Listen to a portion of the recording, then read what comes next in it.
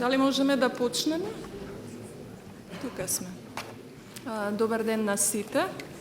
Јас сум Гордана Дувњак, председател на Управниот одбор на Фондацијата Отворено општество Македонија и по професија новинар. Ми представува навистина големо задоволство што сме овде и што можам во име на Фондацијата Институт Отворено општество и во моје лично име да ја отворам денешната конференција која што е посветена на процесот на децентрализација. Станува збор за еден од клучните сегменти во развојот на едно демократско општество и не случајно е сместен во редот на политичките критериуми што се битни за напредокот на Македонија во Европската Унија. Сакам само накусо да ве потсетам на некои цели што сакавме да ги поставиме како држава и покрај тоа што верувам дека вие што работите на оваа материја и секојдневно ја практицирате многу подобро, ги знаете тие работи и од мене и од добар дел од присутните на оваа конференција, а тоа се функционалната децентрализација на власта, фискалната децентрализација. Се залагавме за и очекувавме да добиеме подобра територијална организација, да ги јакнеме капацитетите на единиците на локална самоуправа, да добиеме порамномерен развој во државата. Сите овие работи требаше да доведат до развој на општините, до отварање на нови работни места, до намалување на јазот меѓу урбаните и руралните општини, за заживување на малите градови. Или со други зборови, она што беше наше очекување како држава е да добиеме поефикасен јавен сервис за граѓаните и поголема пристапност на услугите до местото на живење. Фондацијата Институт Отворено општество годинава го прославува, како што знаете, својот 20 годишен јубилеј од постоењето и цело ова време со големо внимание го следи овој процес и му придава особено значење.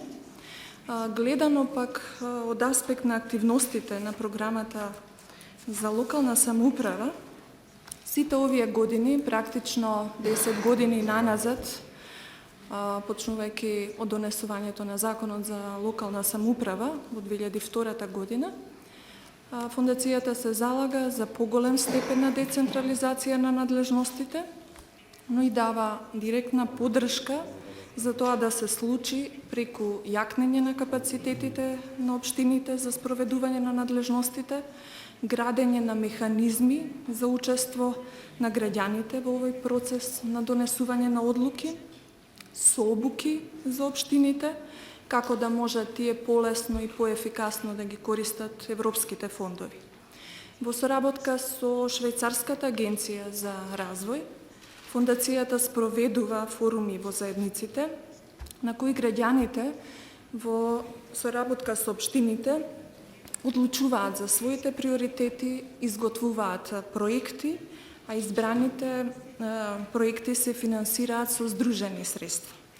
Исто така, Фондацијата во соработка со Центарот за развој на локалната демократија, заради транспарентен и поефикасен процес на децентрализација, спроведува мониторинг и прави анализи за финансирањето на општините од централната власт и од сопствени извори, ја следи реализацијата на општинските надлежности, прави мониторинг на трошењето на општинските буџети, дава препораки за подобрување и промена на истите.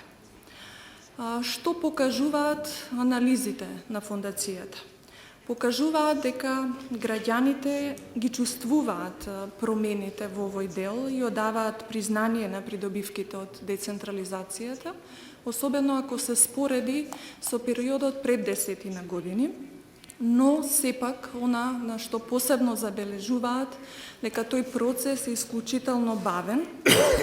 Во последниве 3 години, особено кај голем дел од општинските услуги се покажува стагнација, Средствата со кои располагаат општините се најчесто недоволни за да ги покријат нивните потреби и да придонесат за развој, што посебно е случај со помалите и руралните општини. Верувам дека градоначелниците повеќе ќе се осврнати на оваа тема, но забележливо е понекогаш и постоењето на селективен пристап на централната власт, особено кога се работи за трансферирање на средства од централниот буџет, а проблемите во голем дел се јавуваат и поради непостоење на суштинска посветеност кон овој процес. Се надевам дека ова е доволен вовед за една квалитетна расправа што ќе следи и натаму, слична на онаа што ја имавме минатата година на речиси на идентична тема и тоа на ова исто место. Ова е многу важно, особено сега, кога се наоѓаме во предвечерието на локалните избори, закажани во втората половина на март, па многу од проблемите што се јавуваат во политичкиот живот на централно ниво се рефлектираат и на општинско ниво. Но пред да им дадеме збор на денешните воведничари, кои што се практичари и компетентни стручњаци во оваа област, дозволете ми најпрво да го поздравам и да му дадам збор да се обрати на директорот на УСАИД, господинот Роберт Вудс, а потоа и на другите учесници. Јас жалам што министерот за локална самоуправа Невзат Бејта не е тука, меѓутоа тој се извини со образложение дека има здравствени проблеми. Меѓутоа тука има доволен број компетентни соговорници кои што верувам имаат што да кажат на оваа тема. Господине Вурц, повелете.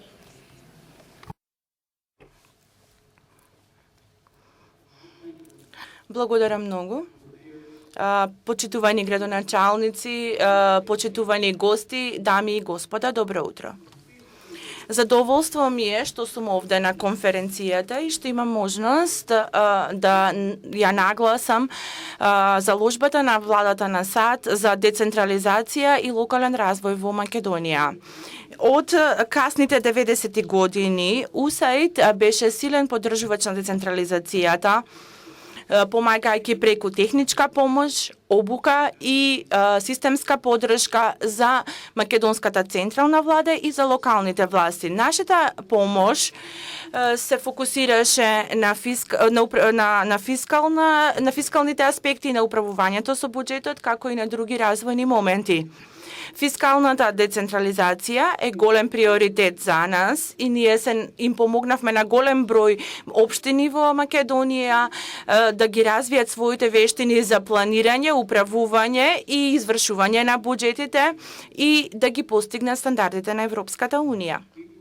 Веруваме дека е од клучно значење општините сами да се ги генерираат своите приходи и да бидат помалку зависни од трансферите од централната власт.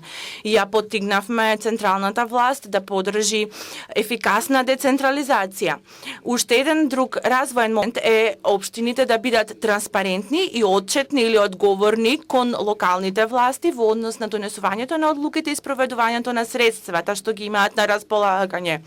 Исто така, ние ги помогнавме да се развие информирана дебата за локални прашања и вклученост на граѓанското општество.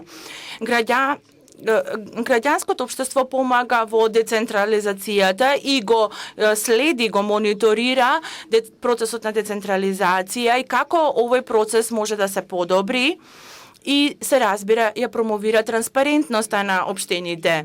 УСАИД продолжува да работи со граѓанското општество во однос на подобрување на мониторингот и развојот и напредокот на Македонија. Ви посакувам на сите продуктивна дискусија денеска. Благодарам. Благодарам, господине Вурц, на обавите зборови и на поддршката што ја дава вашата институција на овој процес. А сега го поканувам подпредседателот на ЗЕЛС и градоначалник на Куманово, господинот Зоран Дамјановски, да не се обрати. Почитувани присутни, еве да го изразам моето задоволство и благодарност на луѓето и институциите кои ја организира оваа конференција, бидејќи мислам дека ова е една многу суштествена тема, многу значена тема за локалната самоуправа и како подпредседател на ЗЕЛС-от, член на управен одбор, денеска сум присутен тука и имам чест да ја отворам и да дадам некои мои видувања.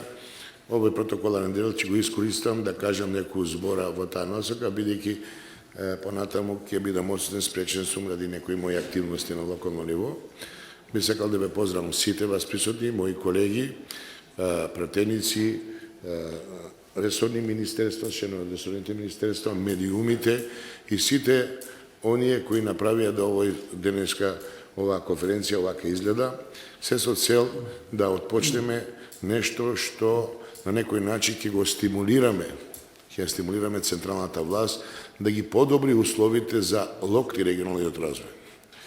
Сметам како човек кој други мандат се бави со политиката на локално ниво и ги знае и слабостите и предностите, бидејќи со нашите мандати отпочна децентрализацијата.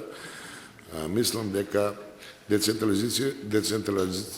децентрализацијата како основен демократски процес во Република Македонија е многу позитивен, меѓутоа за да се оствари таа во целост, фискалната децентрализација е главниот чинител во таа насока. Не е само да се направи како акт и како законски регулатива, меѓутоа ако тоа не го добие свој пол капацитет, мислам дека тој процес ќе застане, како што сметам во моментот во Република Македонија сме во таа фаза. Во таа позиција сметам дека треба да се искористи оваа конференција и да се насочи во правец да со развивање на фискалната децентрализација и законот за равномерен регионален развој пред се, ќе добиеме еден полкапацитет на децентрализацијата и на тој начин ќе ги нашите обврски према граѓаните исполнуваме доследно и онака како што се предвидени со закон. Во таа насока би сакал да кажам дека особено внимание треба да се обрне на законот за равномерен регионален развој, бидејќи тој 5-та година поред не функционира ни во 1% од предвидените законски норми, бидејќи јас воедно сум и председател на Советот на Североисточен плански регион и нашите податци говорат дека од предвидените законски средства во регионите доаѓаат 1% од предвидени средства. Со тие пари дефинитивно не може ни да се одржи канцеларијата за регионален развој, а не да се планираат развој, бидејќи законот имаше тенденција да ги исправи историските неправди во однос на планирањето и развивањето определени региони во Република Македонија. Тој како таков добро е поставен, меѓутоа ако не се реализира, дефинитивно е застанат на таа тема. Исто така, како член на управен одбор на ЗЕЛС, постојано се бориме за покачување на континуираните постојаните средства од буџетот на Република Македонија, бидејќи со 3% дотации од ДДВ-то и персоналниот данок во оваа форма не може да ги облагуваме ние административните обврски према граѓаните, а не да правиме локален економски развој.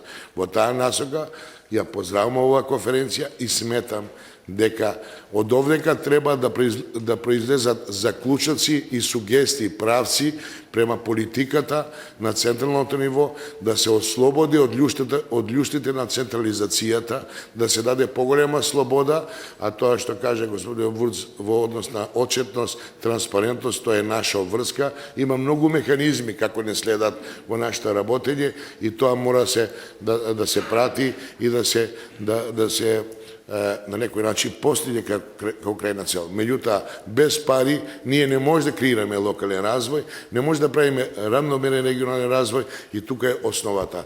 Значи, насоката од оваа конференција треба да биде во тој правец. Ја поздравувам конференцијата и ми е задоволство сум денеска тука со вас. Благодарам.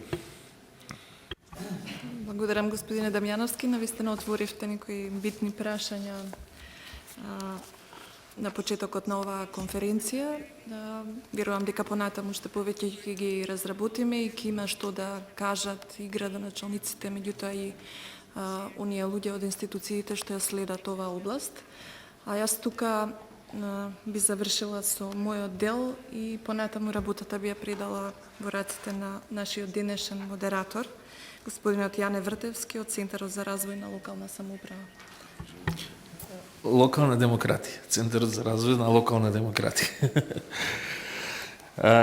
Чест ми е најпрвин да ве поздравам и што имам можност во овај прв дел на денешната конференција да играм улогата на модератор. Гледајќи го вашиот одзив на оваа конференција и вашето присуство, јасно е дека нема да имам тешка задача. Пред се што во ведничарите кои што ќе осликаат работата и ќе ни дадат вовед за дискусиите во овој прв дел на денешната конференција, а тоа е да се даде одговор до каде сме во делот на локалниот и регионалниот развој и да дадеме одговор дали тоа е потенцијал или параван, како што и самата конференција го носи името. Би сакал на почетокот, значи, да ги најавам и да ги представам во ведничарите кои што ќе не воведат на оваа тема во конференцијата. Тоа се господинот Аце Коцевски, член на управниот одбор на Фондацијата Отворено општество Македонија, господинот Изет Меджети, градоначалник на општина Чаир и подпредседател на ЗЕЛС, Маријан Ѓорчев, градоначалник на општина Киселавода. Темите за дискусија кои што во овој прв дел на кој што ќе се обидеме да дадеме одговор и на кој што ведничателите ќе ни дадат свој поглед и при тоа да напоменам дека после нивниот вовед подиумот е ваш. Имаме тука голем дел на учесници од најразличните области на кои што ги офаќа темата на локалниот и регионалниот развој како комплексна тема, представници, значи, и на јавниот сектор и на невладиниот сектор кои што имаат и што да кажат. Тука се луѓе кои што на оваа тема секојдневно ја живеат. Искуствата кои што денес ќе ги споделиме се надеваме дека ќе дадат значаен придонес во понатамошниот развој на децентрализацијата. Ние сме застапници како центар на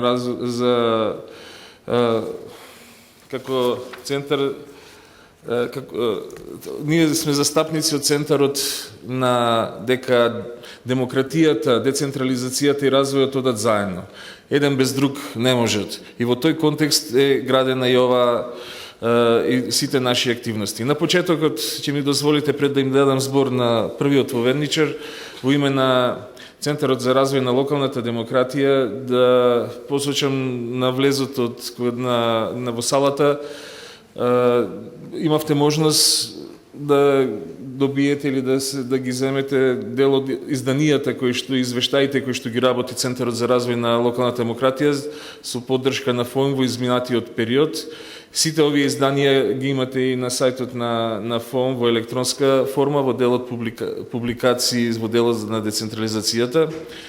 Ја користам можност да им заблагодарам на сите градоначалници од 12 општини кои што дадоа несебичен придонес во сите овие години за да овој проект успее и на сите оние членови од општинската администрација кои што во овие изминати години заеднички работевме и соработувавме.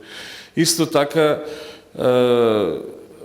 би сакал исто да им се заблагодарам и на членовите на невладините организации од општините партнери на ФОМ кои што се вклучени во понатамошниот процес на мониторингот на децентрализацијата. Не би имал што повеќе да кажам во смисла да се воведе. Слайдовите кои одат постојано и ќе одат во текот на целиот прв дел од нашата конференција, мислам зборуваат сами за себе, пак ја предавам зборот на првиот воведничар Аце Повели. Само воведничарите би ги замолил да покрај нивниот придонес и нивните видувања да остават доволно простор и за вклучување на другите во овој период од час и половина кој што ги има. Благодарам. Почитувана госпоѓа Дувњак, почитуван господине Милчен, почитувани градоначалници, представници на невладините организации, дами и господа. Чест ми е што денес можам да ги споделам моите размислувања со вас на оваа важна тема. Неспорен факт е дека по донесувањето на новиот закон за локална самоуправа во 2002 година, особено по 2005 година, со реформите на системот на локалната самоуправа се постигна голем напредок во повеќе области во општините и во градот Скопје. Но од тоа не смееме да бидеме задоволни, затоа што се уште не се искористени сите потенцијали и можности што ги има локалната самоуправа во вкупниот развој на земјата. Особено не треба да бидеме задоволни ако се споредуваме со другите земји во транзиција. До пред неколку години децентрализацијата на власта беше важен реформски приоритет како на општините, така и на владата. Сега веќе не е така. Одговорните како да се задоволија со постигнатото и не се подготвени да споделат други надлежности типично локални со општините и да споделат дел од финансискиот колач со општините. За жал, никој не се обидува длабински да ги анализира резултатите од сегашниот концепт на локалната самоуправа, за да се констатираат добрите страни со цел да се зацврстат, но и за да се лоцираат лошите страни за да се подобрат во иднина. За да се продолжи со пренесување на нови надлежности од централно на локално ниво со цел на граѓаните да им се обезбеди подобар квалитет на услуги. За да се преиспита и подобри организационата поставеност на локалната самоуправа, за да се подобри и ефикасноста и ефективноста во работата на општините. И најважно од се е да се создадат законски претпоставки за да се обезбедат многу повеќе финансиски средства за општините и за градот Скопје. Сметам дека во овој момент тесно грло на локалната самоуправа е фискалната децентрализација. Состојбите во единиците на локалната самоуправа не се добри. Република Македонија се уште е една од фискално најцентрализираните држави во Европа. Автономијата на општините и изборот на нивните приоритети сериозно се загрозени. Општините се премногу зависни од трансферите на средства од централната власт. Затоа на Македонија и е потребна вистинска фискална децентрализација, рамноправна поделба на финансиските средства помеѓу централната и локалната власт сразмерно на уставните и законските надлежности. Поголемо учество на општинската јавна потрошувачка во вкупната јавна потрошувачка и во бруто домашниот производ. Меѓувладините трансфери што треба да служат како за вертикално, така и за хоризонтално воедначување се неопходни. Вистина е дека има мали подобрувања со измените на законската регулатива, но за жал тие ни оддалеку не се доволни. Приходите на средства во општинските буџети се премали за да ги задоволат нивните потреби. Многу општини имаат големи долгови за превоз на учениците, особено по воведување на задолжителното средно образование и за затоплување на училиштата. Заради судски пресуди за експроприација на градежно земјиште од времето кога општините беа со поинаков статус во општеството, неколку општини имаат блокирано жиросметки или им следи блокирање. Народот вели колку пари, толку музика. Некои од посложените надлежности се голем товар за малите општини. Доколку постапат според одредбите од законите, најголем дел од средствата од буџетите ќе ги трошат за плати на вработените и за тековни работи, а за капитални инвестиции ќе им останат многу малку средства. На единиците на локалната самоуправа им требаат многу повеќе пари за да го подобрат квалитетот на живење во локалните заедници. Патната инфраструктура е во лоша состојба. До многу села нема асфалтни патишта. Многу населени места немаат водоснабдителни системи за обезбедување здрава квалитетна вода за пиење. Системи за прифаќање и третман на фекалните отпадни води, а особено атмосферски води, се реткост. Мал е бројот на изградени колекторски системи и пречистителни станици за третман на фекалните води. За да се изградат, потребни се многу пари што Македонија сама, без помош на меѓународната заедница, уште долго време нема да може да ги обезбеди. Цврстиот комунален отпад се исфрла на неуредени депонии затоа што се потребни многу финансиски средства за изградба на регионални фабрики за третман на цврстиот комунален отпад, што без вклучување на јавно-приватни партнерства уште долго општините нема да можат да ги обезбедат.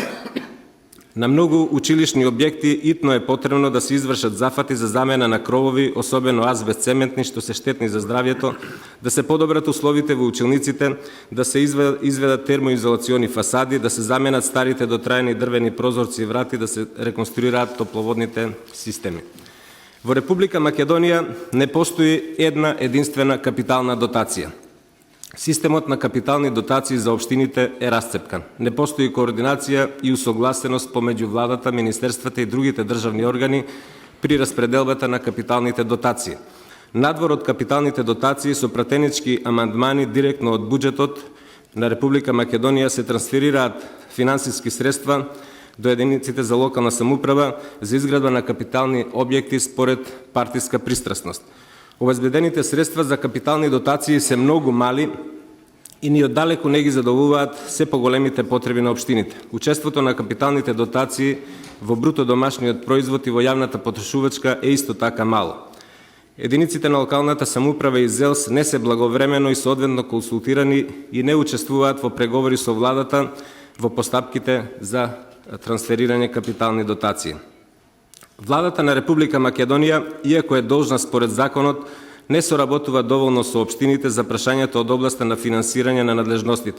Не подготвува извештаи за работите за кои е или не е постигната согласност и не ги доставува до Собранието на Македонија, иако е тоа законска обврска. Надлежните министерства и фондови не ја почитуваат законската обврска најдосно до 30 април во тековната година да ги објават и да ги утврдат критериумите, процедурите и роковите за распределба на капиталните дотации.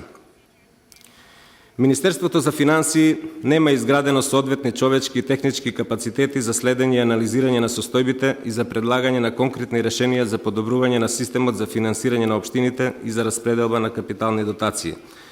Решение е што побрзо да се обезбедат повеќе средства за блок наменски и капитални дотации, да се донесат јасни, правични, врамнотежени и објективни критериуми за нивна распределба според број на жители, коригиран со фактори кои влијаат за зголемени потреби од средства на одделни општини и се разбира да се почитуваат во пракса. И да се воспостави пракса за задолжително учество на општините и ЗЕЛС во утврдување на приоритетите и во планирање на буџетот за трансферите на средства за општините со воведување на така наречени буџетски преговори помеѓу централната власт и локалните власти представувани од ЗЕЛС во фаза на подготовка на државниот буџет. Голем проблем е и тоа што нема систем за финансиско воедначување на општините. Обидот тоа да се прави преку дотациите од данокот на додадена вредност не ги дава очекуваните резултати, бидејќи само делумно се ублажуваат разликите, но состојбите не се подобруваат. Затоа мора да се изгради оптимален систем за финансиско воедначување со средства од данокот за додадена вредност, за да се надминат или намалат разликите во развиеноста преку обезбедување повеќе финансиски средства за општините кои имаат помали даночни капацитети, а имаат поголеми фискални потреби. Особено големи се очекувањата на граѓаните од надлежностите на општините во областа на локалниот економски развој заради големата невработеност и сиромаштија. За жал, заради недостигот на конкретни инструменти и механизми, општините не можеа сериозно да влијаат на подобрување на состојбите. Само мал дел на општини имаат финансиски капацитети за да можат без помош на владата да изградат индустријски зони со целосна подземна и надземна инфраструктура. Сите со нетрпение очекуваме да дојдат странски инвеститори, често пати неправедно запоставувајќи ги домашните. А и тука стоиме многу полошо дури од нашите соседи. За општините да се надпреваруваат меѓу себе во нудењето подобри услови за да ги привлечат инвеститорите, потребно е најнапред државата да го направи своето, да ја подобри глобалната слика за земјата пред инвеститорите, да ги одблокира евроатлантските интеграции, да ја подобри правната сигурност, да ја подобри патната и железничката инфраструктура, да ги изгради магистралните цевководи од гасоводниот систем. Неминовно е да се зголемат законските надлежности на општините во регулирање на односите во локалната економија и за подобрување на локалната бизнес клима. Општините треба да го урбанизираат просторот, да обезбедат атрактивни локации, да изградат индустријски зони целосно инфраструктурно опремени и да обезбедат делумно или целосно ослободување од комуналиите за инвеститорите во зависност од бројот на новоотворени работни места. Да обезбедат квалитетни услуги за стопанствениците, да создадат партнерства за отварање информативни бизнис центри и инкубатори за мало стопанство, да организираат сајми на можности за инвестирање, да обезбедат правна и друга помош и да обезбедат мали кредити за започнување на мали и семејни бизниси. Преку така наречени мечинг фондови да реализираат проекти за одржлив развој, за користење на обновливи извори на енергија, за енергетска ефикасност и за развој на алтернативни видови на туризам. Посебно загрижува фактот што Македонија е многу неравномерно развиена земја и што разликите наместо да се намалуваат секојдневно се повеќе се зголемуваат. Разликите во развиеноста помеѓу општините се големи, посебно помеѓу урбаните и руралните општини. Големи разлики постојат и помеѓу урбаните и руралните делови во самите општини.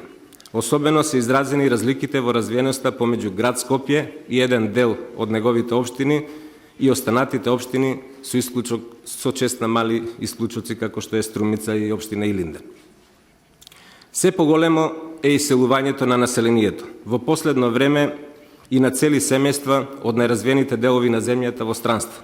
Иселувањето на млади и образовани кадри во кои многу вложило општеството, кои треба да бидат двигател на развојот, треба посебно да не загрижи сите. Миграцијата од општините кон Скопје исто така не се намалува, туку напротив се зголемува. За жал, законот за равномерен регионален развој ни оддалеку не ги постигна очекуваните резултати. Владата не ја почитува законската обврска за издвојување на 1% од бруто домашниот производ за равномерен регионален развој. Средствата што ги издвојува не се за 10 или 20% помали, туку се за над 20 пати помали од законски предвидените. Значи, ако требало да видат 60-70 милиони евра, годишно се издвојуваат не повеќе од 3 до 4 милиони евра, што е навистина катастрофално. Решение е доследно спроведување на законските обврски и издвојување на потребните финансиски средства, јакнење на капацитетите на општините за подготовка на квалитетни проекти и што поголемо искористување на средствата од предпристапните фондови на Европската Унија и од проектите за прекугранична соработка. И на крај, пренесувањето на управувањето со неизграденото градежно земјиште во опфат на урбанистичките планови е многу добра работа, како и легализацијата на бесправно изградените објекти. Тоа ќе придонесе општините да обезбедат доста финансиски средства, со чија правилна употреба може значително да го подобрат квалитетот на живење на граѓаните, што всушност е и нивна најважна обврска. Треба да ја охрабриме централната власт истото да го направи и со другите природни богатства од локално значење. Земјоделско земјиште, пасишта, утрини, минерални суровини, минерални термални извори и слично. Се подразбира и да ги пренесе во собственост на општините бројните спортски, културни и други објекти од локално значење, со што општините значително ќе ги подобрат условите за спортски и културни активности, како и за социјална и за здравствена заштита. Ви благодарам.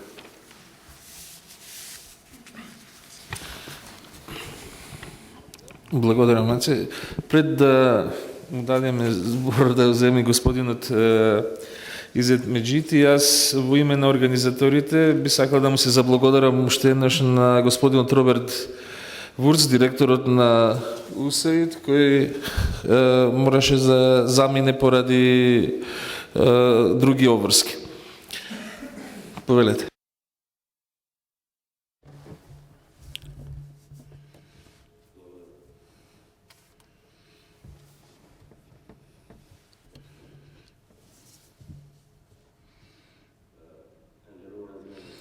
Почитувана господи Дувњак, почитувани господине Вурц, почитувани градоначалници, почитувани представници на граѓанскиот сектор.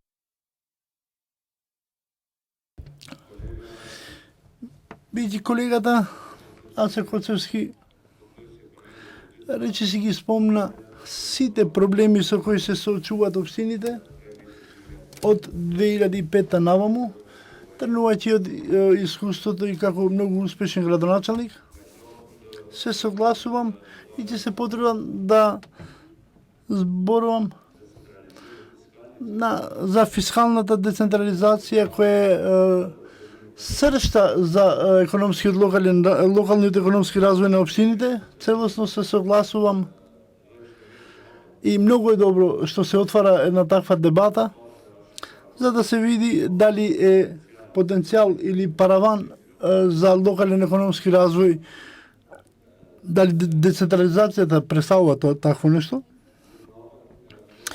И ситуацијата ја отежнува на почеток блок дотацијата која е за образование, бичи образованието е еден од сегментите кој е децентрализиран.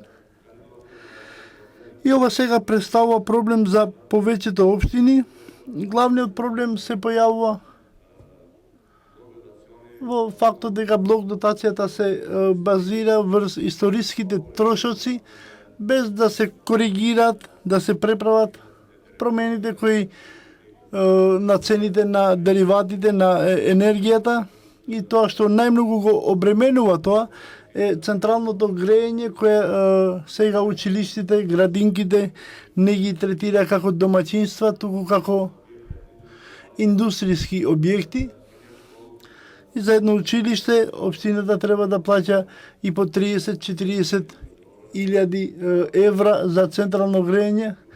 Тоа и фабрика да би представувало проблем, а не имајќи го предвид дека тоа е училиште. Имајќи го предвид ова, блок дотациите во повеќето општина се знае дека минимумот е 50% од буџетот на општините. Почнав од тука за да доистакнам најголемиот проблем кој општините го имат, која на еден начин и ни оневозможува можности за капитални инвестиции или инвестиции кои би влијаеле во локалниот економски развој.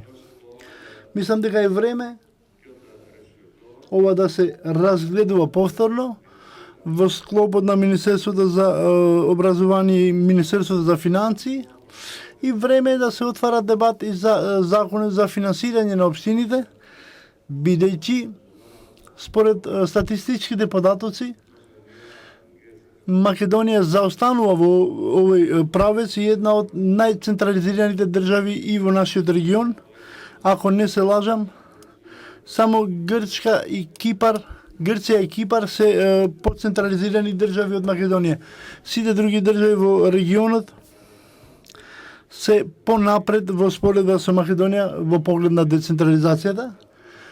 Тука посебен акцент се става на главните даноци, посебен на личниот данок, кој во европските држави е данок каде што минимум 50% е основен извор на општините, некаде и повисоко, каде како примерот на Швајцарија, каде има моменти и ситуации кога владата бара помош од општините и општините помагаат и на реализација на владини проекти, за дали се тоа регионални патишта, главни патишта. Ние сме многу далеку од тој момент, но мислам дека многу брзо треба да се интервенира во законот за финансирање на општините со зголемување на личниот данок од 3% на многу повисок степен.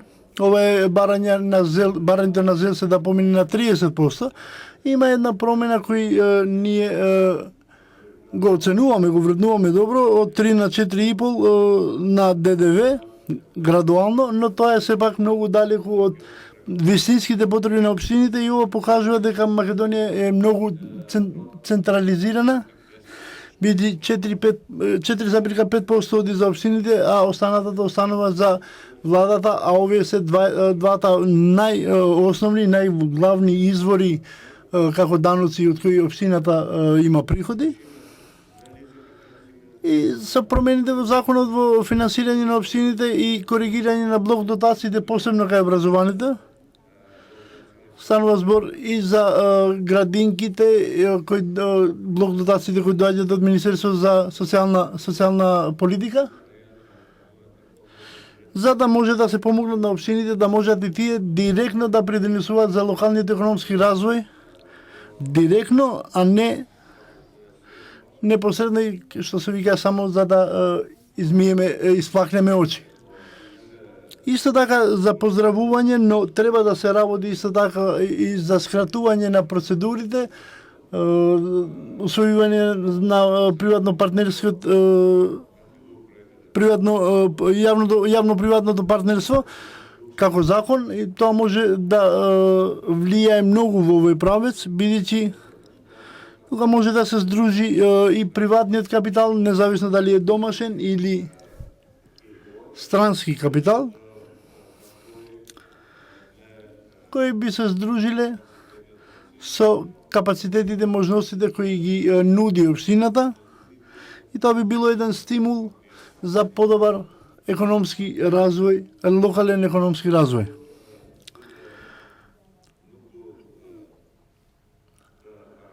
Не сакам да заборавам, морам да истакнам и прашањето на европските фондови, по-конкретно ИПА инструментот, ИПА фондовите, бидејќи во почетокот од 2005, 2008, 2009 година општините има приод до КАРДС програмата, многу од нив беа реализирани во општините во Република Македонија. КАРДС програма која што нудеше многу помали можности од ИПА фондовите, но и тие можности направија, некако помогнаа во разни општини да се реализираат проекти од инфраструктура, од образование и другите сегменти. И сега ние се наоѓаме во една ситуација каде КАРДС програмата е затворена, поради тоа што Македонија се движи во интегративните процеси, но немаме добар приод до ИПА фондовите, поради многу причини. Една од причините е да се подигнат капацитетите во склоп на министерствата кои ги имплементираат или имат улога на Европската канцеларија, која вршеше Европската канцеларија за КАРДС програмите, и проблеми со кои се појавува недостаток на таквите проекти. Имаме проблеми, бидејќи нема КАРДС програмата, а многу тешко е да имат приод до ИПА фондовите. И крајниот резултат е дека има многу малку проекти кои се реализираат од европските фондови, кои беа евидентни и многу чести во Македонија, Република Македонија порано, кои придонесоа за подобрување на животниот стандард или локалниот економски развој на општините. Нема да зборам за другите прашања, бидејќи господин Коцевски многу добро ги елаборира. Тоа се сегментите и сакам да го истакнам тоа што најважно, дебатата мора да се концентрира од страна на комуните, од општините, како да доаѓат до промена на законот за финансирање на општините, бидејќи овој постојчки закон веќе е надминат. Благодарам. Благодарам, господине Меджити. Повелете.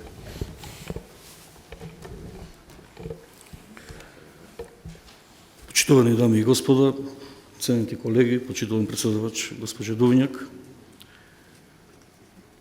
локална самоуправа е темелна вредност на Уставот на Република Македонија и Законот за територијална подоба на Република Македонија системски закон, што упатува на тоа дека имаме моќен и силен темел за градба на домот на единиците на локална самоуправа. Каде е проблемот? Темелот е многу силен, перцепцијата е многу јака.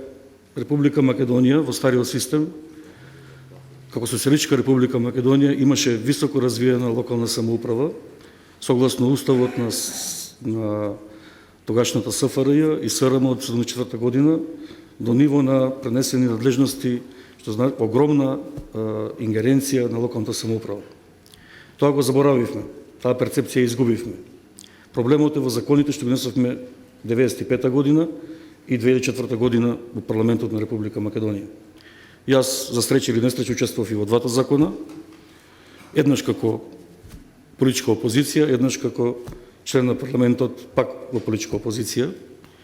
И можам да кажам дека многу скромно, многу би рекол на некој начин и девалвирачки кон локална самоуправа ја удрivме градбата на што представува ѕидовите сега на домот единица локална самоуправа. Зошто? Затоа што ние во тие закони предвидовме кои ќе бидат рамките, тоа се 3% пренесени приходи од ДДВ и 3% пренесени приходи од персонален данок. Многу, оттргнувајќи од тие закони од 2004 година и 1995 година, детерминантно се обуслови и развојот не само на локалниот економски развој, туку детерминантно се обуслови и избалансираниот, равномерен, економски и демографски развој на Република Македонија, што бара соработка и од централната власт, и од локалната, и од единицата локална самоуправа, и во таа насока зборувам за цела стратегија која што треба да биде дел од комплексната економија на просторот на Република Македонија. Што уште нас не недостасува? Од она што го говореше господинот Коцевски. Се уште не сме се ослободиле од она што представува доверба и почит во Република Македонија. Независно кој каде припаѓа и кој каде седи. Сме биле градоначалници во еден и во друг облик. Треба да си веруваме и да се почитуваме. И како представници на локалната самоуправа, и како представници на централната власт во Република Македонија. Верувајте ми, ако имаме доверба и почит, и ако почитуваме перцепцијата од породичниот систем, ние многу сме направиле за развојот на Република Македонија, тргнувајќи од тоа што бевме 1991 година после осамостојувањето, со какви ресурси тргнавме економски, со какви девизни резерви тргнавме, со 8 милиона долари да ве подсетам, со каква инфраструктура тргнавме, и можам да кажам како македонец сум горд што и во делот на локална самоуправа и покрај имперфектност за законите од тука стигнавме. Значи, припадноста кон оно што представува доверба и почит кон колегите, кон тие што работат, независно од која политичка партија се и која политичка номенклатура е на власт, важно е дека си веруваме и се почитуваме еден со друг и градиме заеднички систем. Во таа насока, кои се можните подобрувања во делот на законот за територијална подоба на Република Македонија и во делот на законот за град Скопје, затоа што сум градоначалник на Скопска општина. Најнапред многу отворено. Скопје е еден регион, плански регион, кој што по дефолт има и развиени и неразвиени подрачја.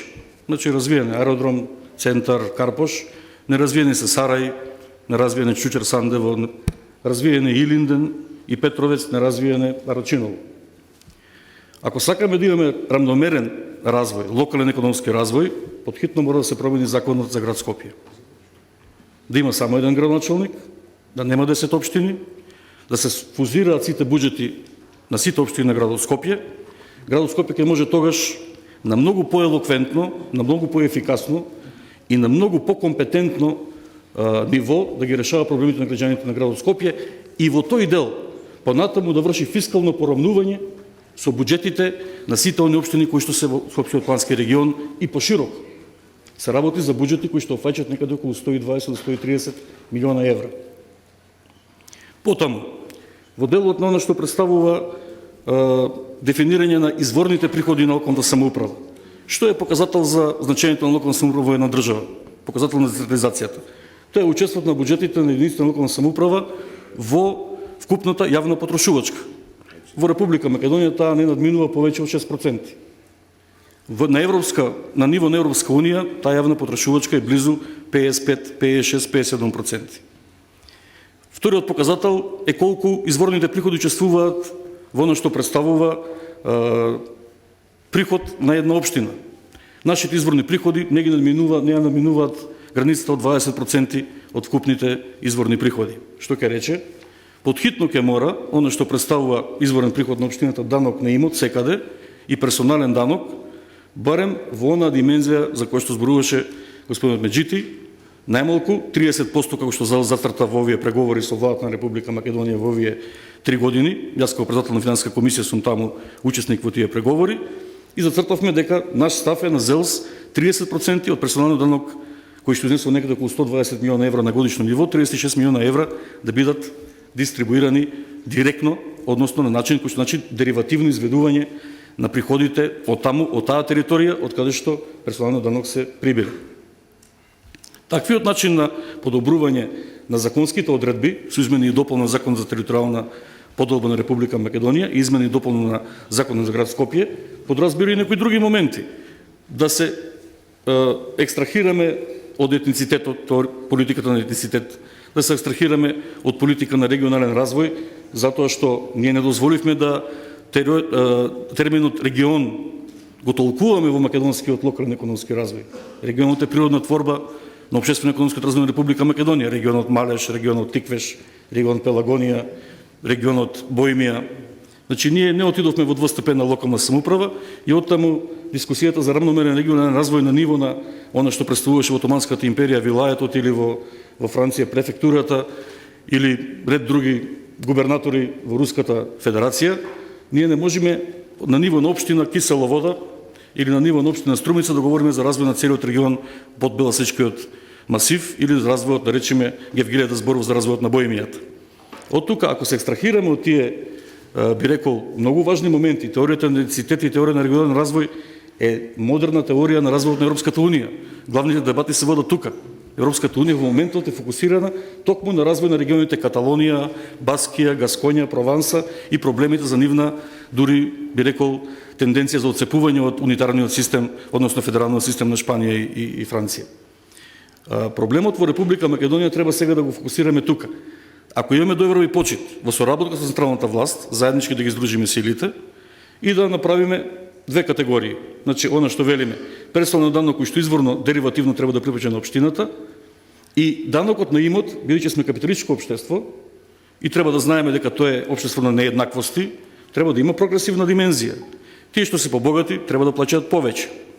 Недозволено е данок на имот од 0,1%, во услови кога некој располага со 2000 метри квадратни стамбен простор, го издава под кирија, го располага со тоа и исто плаќа 0,1% и тој што има 25 метри квадратен простор. Ова е капиталистичко општество, господа. И ние мораме да се прилагодуваме на стандардите на тоа капиталистичко општество. Во делот на пренесените ингеренции, формулата за фискално порамнување, она што за кој што говореше господинот Коцевски, таа е формула дадена од американски експерти. И јас не согласувам со тоа формула.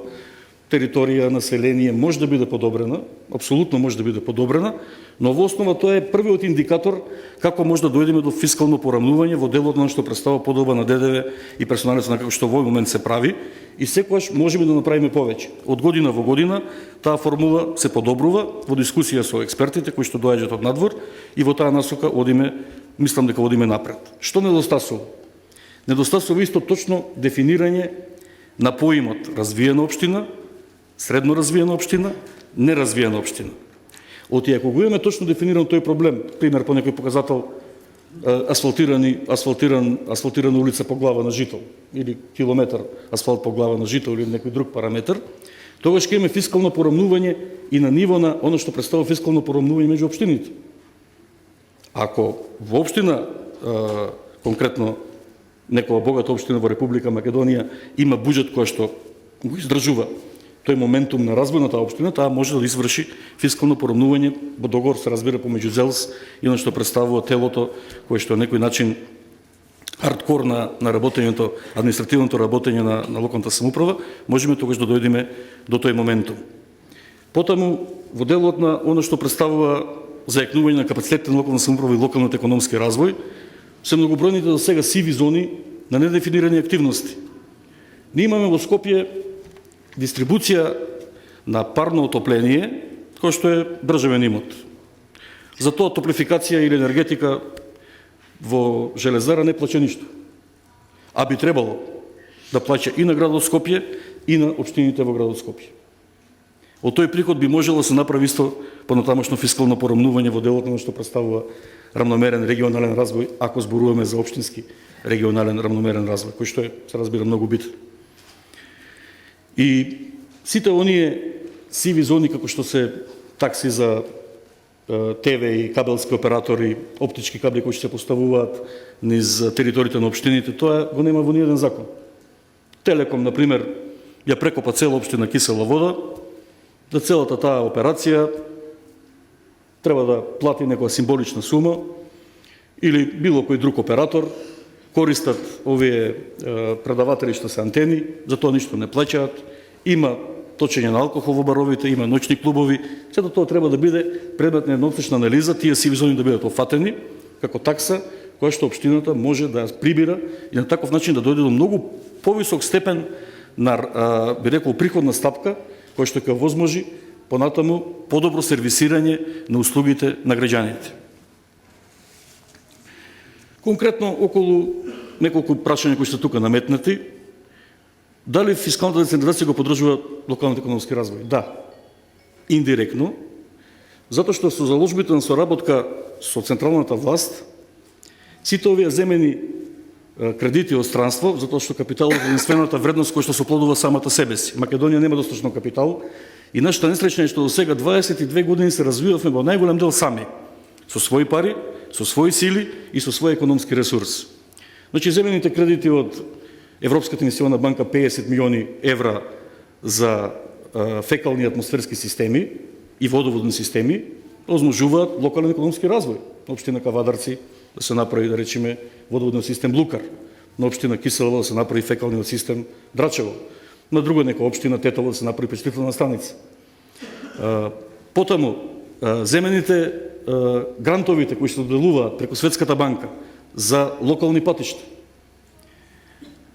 Исто така се битен, би рекол, моментум на замаецот кој што го повлекува развојот на општинските услуги кон граѓанството. Но тука повторно треба да има фискално порамнување. Ако зборуваме пак од аспект на регионалниот, односно локалниот развој, тука треба они општини кои што имаат развиена таква мрежа, инфраструктурна, затоа што три момента се чинители на развојот на секој економски развој, дали локален, регионален, државен, тоа е население, тоа е инфраструктура и тоа е животна средина, од аспект на географски, климатски, почвени, водни ресурси и сето на што представува. Значи, тука исто имаме доста можности да го подобриме тоа, зборуваме за подобрување. Како легализацијата на диво градбите и управувањето на изграденото гражданско земјиште влијаеше врз локалниот економски развој? Легализацијата влијае врз урбанизацијата на просторот, а не на регионалниот и на локалниот економски развој, затоа што процесот на легализација мора сега да оди усогласено, значи, она што представува граѓанско задоволство да се плати 1 евро да се легализира и да се урбанизира тој простор, понатаму треба да предпоставува симбиоза на активности помеѓу централната власт и општинската власт, колку пари сега од меѓународни фондови, од ИПА фондови, од Европска инвестиционна банка, од Европска банка за реконструкција и развој, од Светска банка, ќе мора годишно да се издвојат. Во Кисела Вода ние тоа го пресметавме. За 6 години ние ќе треба да вложиме некаде околу 30 милиона евра, за да можеме просторниот развој, урбанистичкиот развој да го подведиме кон оно што представува и некаква инфраструктурна димензија на соодветна европска димензија, како што ние чекориме кон тие интегративни системи. Сега околу неизграденото градежно земјиште. Тоа е убава работа исто така, исто како што идејата концесионерите на земјоделско земјиште да плаќаат 80% приходите од концесиите да идат во општините, а 20% на централно ниво. И ова е добра работа со тоа што има тука исто неусогласености. Пример, ке кажам во Скопје. Аеродром Карпош и центар имаат неизградено градежно земјиште, Кисела Вода, Газилево и Бутал немаат неизградено градежно земјиште. Дали тоа представува сега природна реткост? Таму кој што беше аеродром, порано беше воена зона, таму она што значи повраќај на имотот не се изврши, во Кисела Вода се изврши целосно денационализацијата, така што и тука треба да се размислува за еден рамномерен развој на ниво на еден плански регион. Тоа може да се случи исто и во источниот плански регион, тоа може да се случи и во полошкиот плански регион. Значи, тука има модалитети како тоа да го подобриме. Секој зборувам за оно што треба да го превземе во иднина, не оно што било вчера. И сега, дали локалниот економски развој обезбеди намалување на вработеност и миграцијата, последното. Значи, оно што е јавна тајна во Република Македонија, дека затоа што ние преминавме од еден систем во друг, и тој премин од еден систем во друг не го издржа ниту Бугарија, ниту Романија, не го издржа ниту Словенија, ниту Хрватска, со една страшна миграција и иселување на најпотентното младо и способно население од тие простори. Јавно се знае дека Бугарија најмалку негде помеѓу 2,5 и 3 милиона жители замина да работат во Шпанија, Португалија, Италија, оној момент кога 1. мај 2005 година ги примија во Европската унија. Исто така се знае дека многу голем дел од Хрватска и Словенија исто така заминуваат. Таа миграција, таа сиромаштво и таа невработеност не може да се реши во еден кусорочен период, затоа што промената на системот, Промената на производниот однос, манифестацијата, капиталоодносот, уништувањето на големите системи, железара, металски завод, треска, Охис, доведе до тоа да ние не можеме сега со приватна иницијатива тоа да го вратиме за еден период од 15 години после законот за приватизација 93 година да го доведеме во прашање во смисла со локален економски развој да обезбедиме вработување и да спречиме миграцијата. Повторно не упатува како заклучок, почитувани дами и господа, да си веруваме, да се почитуваме, независно на кој политички облик припаѓаме, ние припаѓаме до тогаш додека гласаме на денот. Од утре кога работиме во локалната самоуправа, граѓани сме на Република Македонија, ако така гледаме, ако имаме перцепцијата од минатото од пред 50 години, мислам дека може да се гордееме, па мислам дека во Балканот без разлика на процентите, во однос на превземените чекори и во однос на исчекорот што сме го направиле, мислам дека сме лидери во тој дел. И благодарам. Благодарам господине Ѓорчев, благодарам на воведничарите. А сега повелете, значи подиумот е ваш, можете да се јавувате да продолжиме понатаму дискусијата на темите со ваши видувања, ваши заклучоци и согледувања. Повелете.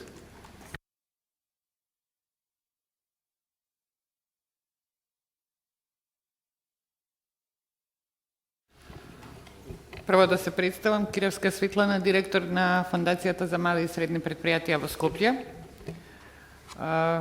Драго ми е што уште еднаш се собравме да продискутираме за проблемите во локалниот и регионалниот развој во Македонија. Слушнавме добри воведни излагања од градоначалниците и поранешниот градоначалник Аце Коцевски.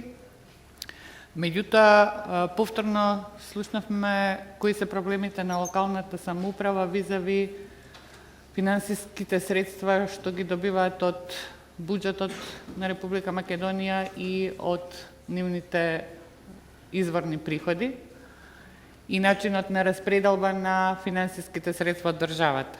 Би го поставила проблемот малку, прашањето до сите нив малку поинаку. Едно е да зборуваме за децентрализација во државата, а може би е добро да позборуваме и за деконцентрација на локалната самоуправа. Колку вие како локална самоуправа сте децентрализирани или деконцентрација на власта правите визави другите чинители на локалниот економски развој на општините. Од искуството тоа што досега сум работела со сите општини на овде присутните градоначалници, единствено знам дека во претходниот состав во општина Велес градоначалникот Аце Коцевски имаше некои програми за деконцентрација и пренесување на надлежности од општините на невладиниот сектор. Може би грешам во другите општини, не знам дека има вакви примери. Сега со новиот закон дадена ви е можност за јавни овластувања. Немам сознание дека некои од општините имаат направено таков исчекор и дека дел од своите ингеренции ги пренела или дала јавно овластување на друга институција или на невладина организација. Ова го зборувам прво од една многу прагматична причина. Мислам дека треба многу повеќе внимание да се обрати на овој дел, затоа што вашата соработка со другите чинители на локален економски развој, вашата, како општини зборувам, соработка со другите институции и креирањето партнерства се еден од условите за повлекување на европски пари. Оно што на општината во моментот, на сите општини зборувам, им недостасува, мислам е дека тоа поврзување со другите чинители и вложување во креирање и јакнење на капацитетите на сите чинители на локален и на општествен развој во една општина, за да бидеме спремни за повлекување средства од европските фондови. Нешто малку работевме во општина Струмица, знам со ЛАК групите. ЛАК групата е предуслов да земаме пари од регионалните фондови за рурален развој. Јас не знам дека во Македонија има конкретно формирано правно некоја ЛАК група.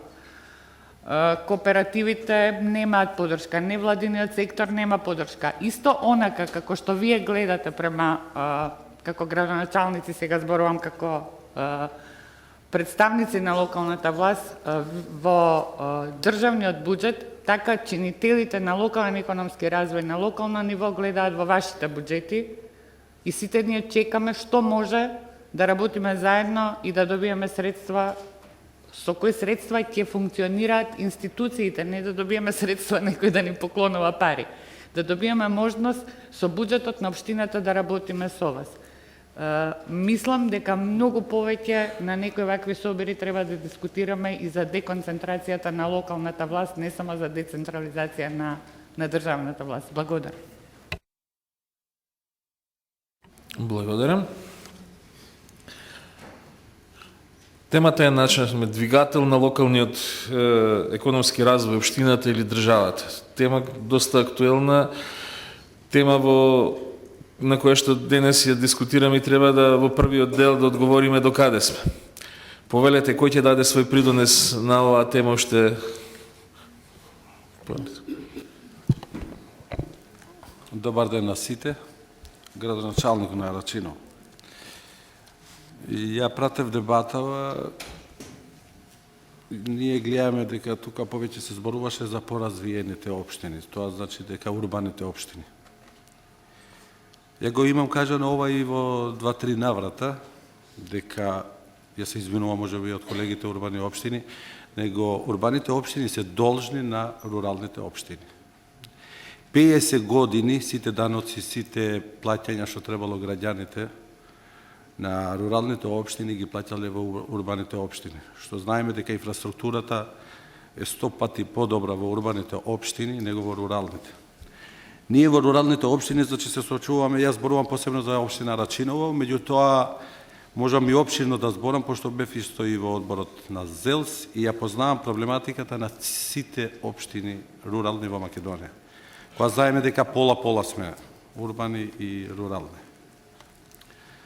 До сега сме имале прилика и од пракса, го кажуваме, средствата, фондовите од Европска Унија што се дојдени, најголемиот дел го земале урбаните општини. Ние, руралните општини, живееме од ДДВ-то и персоналниот данок. Го кажа и претходните дискутанти, дека што можеме ние да направиме кога да се пазариме 3, па 3,5, па сега 4,5 до 6% до 2015, не знам кога.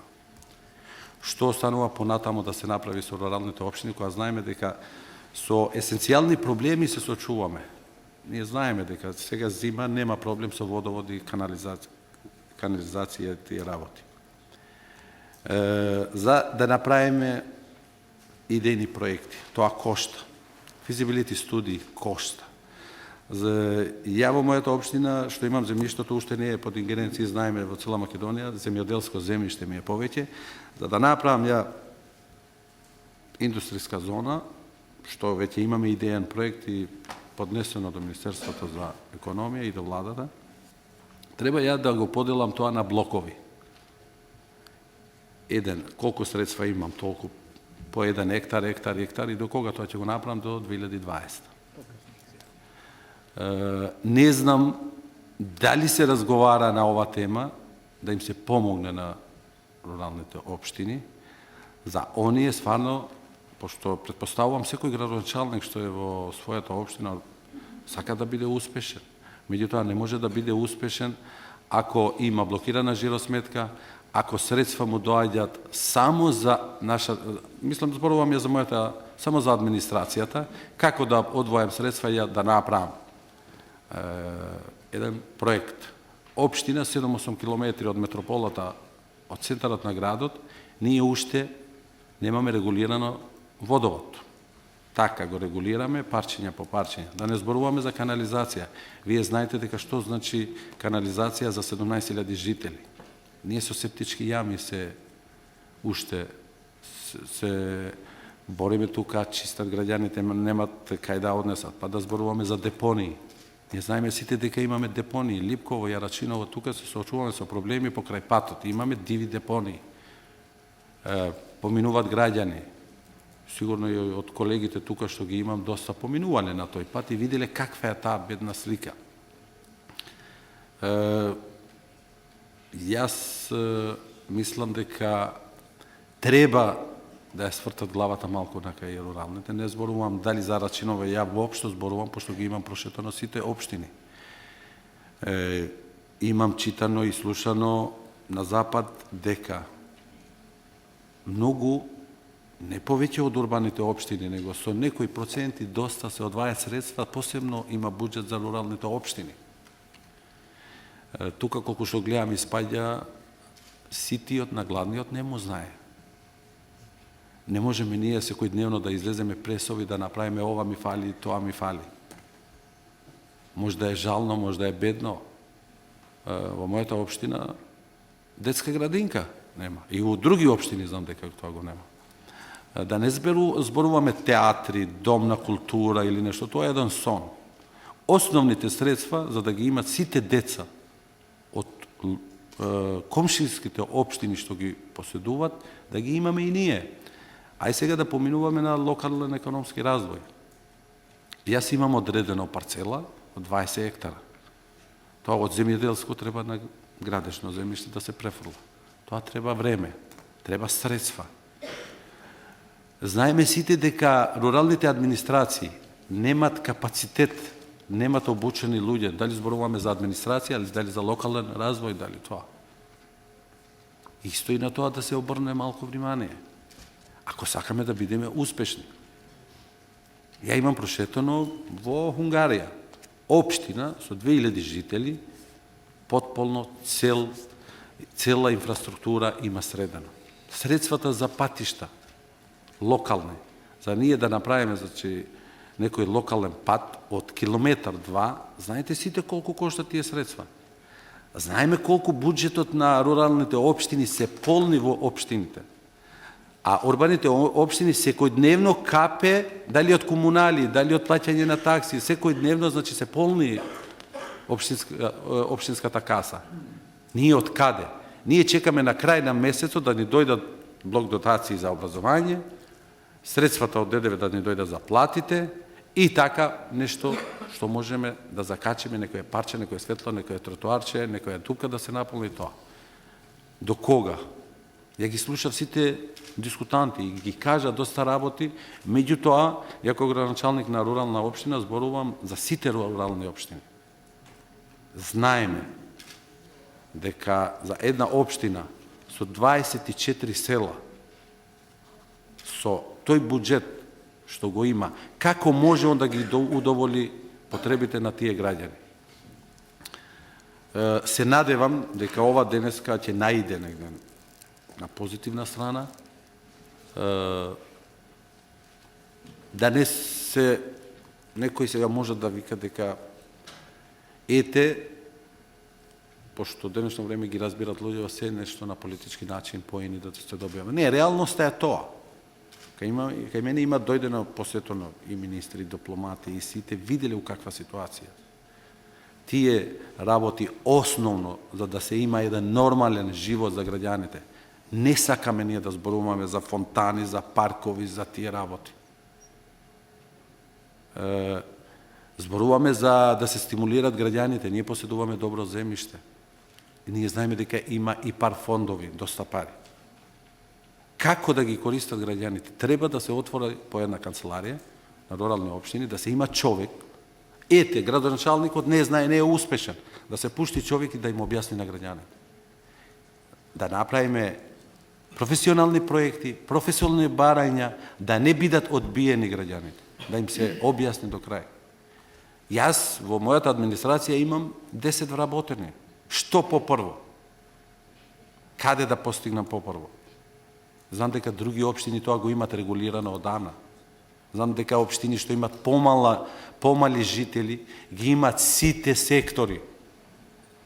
Моите граѓани од општина Рачиново патуваат за социјални потреби што имат тие што имат средствата, патуваат, доаѓаат од Рачиново, доаѓаат у Газива, па тие средства што ги изимат, не знам колку ги изимат, трошат 100 денари натамо, 100 денари навамо, и каде после тоа? А кога би го имале својата канцеларија тамо, другаче би било. Ја имам направено доста барања, доста тие работи. Наидени се на позитивност. Желба има, меѓутоа, уште не сме стигнале до тоа. До кога ќе стигнеме, не знам. Ја мислам дека дефинитивно треба да се разговара на ова тема и да им пружиме на граѓаните тоа што го сакат. Благодарам. Благодарам. Видовме дека и малите општини имаат, само стигнете, малите општини имаат голем дел на проблеми во делот на локалниот и регионалниот развој. Повеле. Благодарам. Добар ден, јас сум Стојан Лазарев, градоначалник на општина Конче. Инаку подолго време сум градоначалник, односно од 2000 година до сега, па така би можел да кажам една ретроспектива како јас лично, односно како течеше овој процес на децентрализација. Значи, во 2000 година стартувавме ние како општина со 2 вработени, односно 95-та, и тоа јас начекав само 2 вработени и јас 3, и буџет од 2 милиони денари.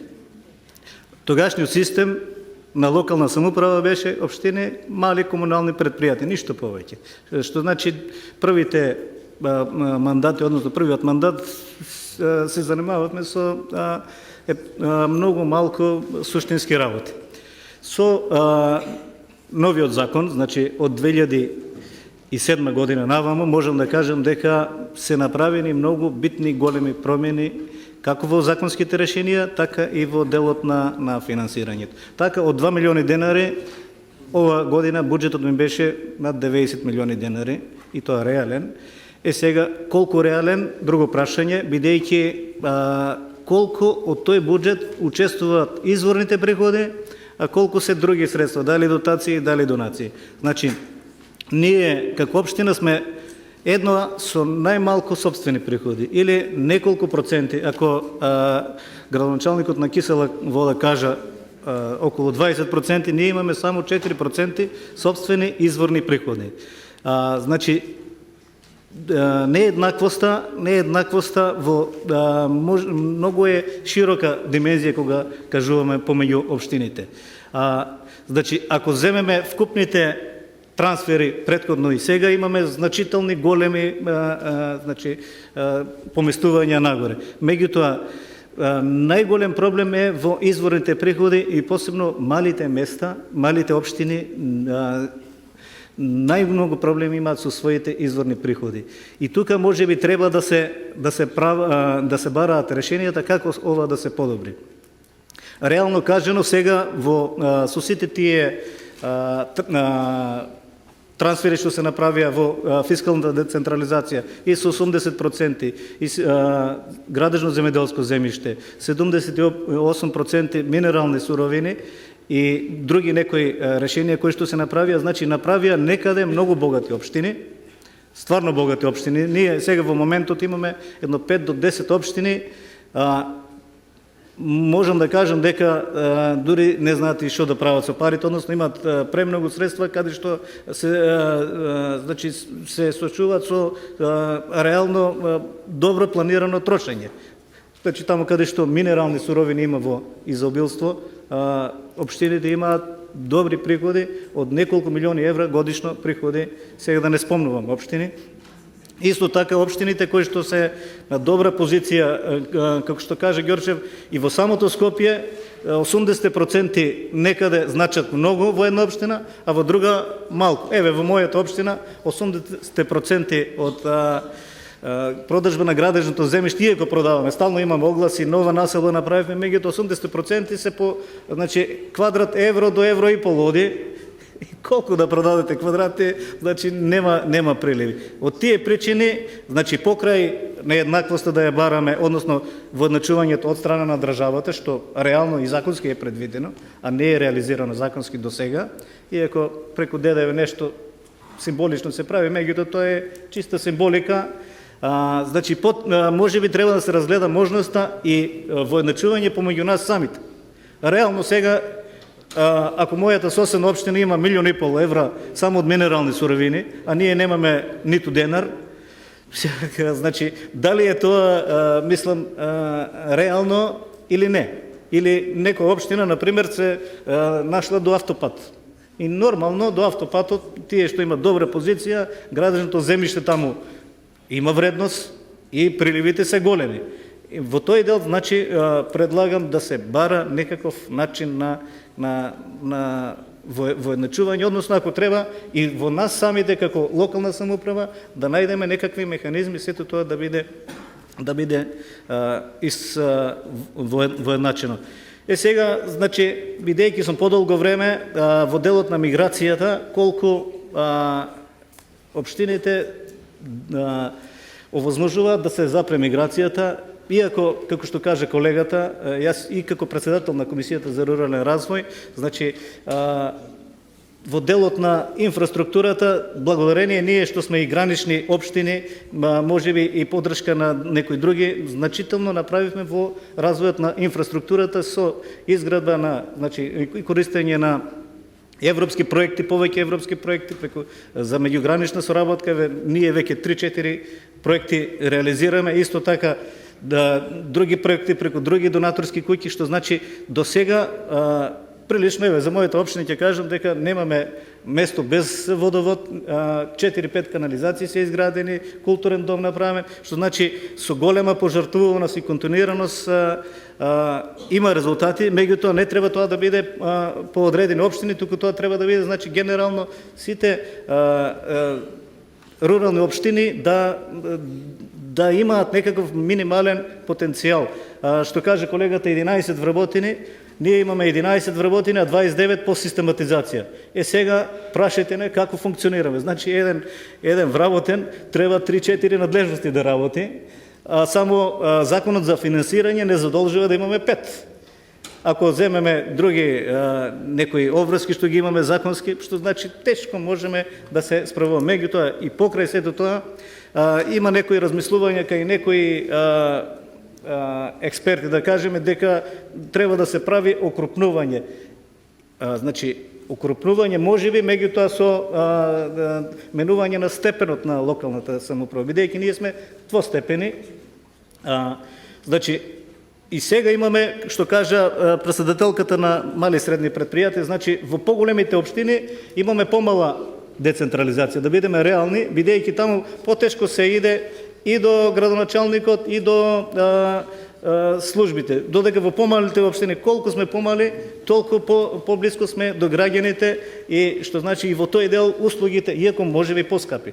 Реални да бидеме, нашите услуги се поскапи заради малиот број на луѓе, меѓутоа од друга страна пак ако споредиме каква децентрализација имале нашите луѓе во пред процесот на, значи во руралните средини, пред овој процес да настапи и сега, тоа не се споредува, верувајте ми.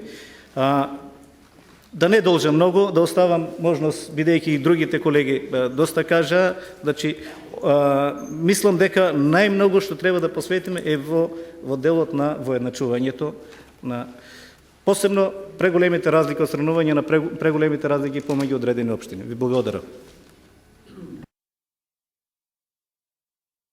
Благодарам, господин Лазарев. Сега имаме господинот Ѓорчев, сакаше мал коментар и имаме после тоа само нека Се извинувам што повторно позивам збор, но испуштив да кажам нешто што мислам дека е многу битно.